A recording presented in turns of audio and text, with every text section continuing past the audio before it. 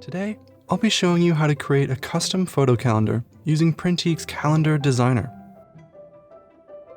There's a top hanging, centerfold, and desktop option. Once we choose the size and paper type, we're presented with a few different template options. We can preview and select one of these, or build our calendar from scratch. The next step is to upload our images, and I've preloaded mine into a gallery, so I simply click Import All. I like to start by designing the cover first. For this calendar, we'll keep it simple and understated by just typing the calendar year. There's a great selection of fonts to choose from, and the designer makes it easy to snap text and objects right to the center.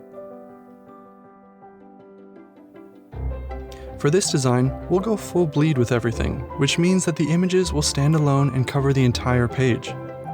It's as simple as dragging and dropping.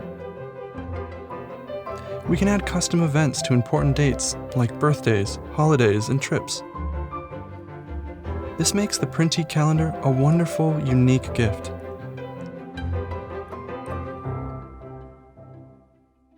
You can further customize your calendar using a wide selection of backgrounds, image frames, and more.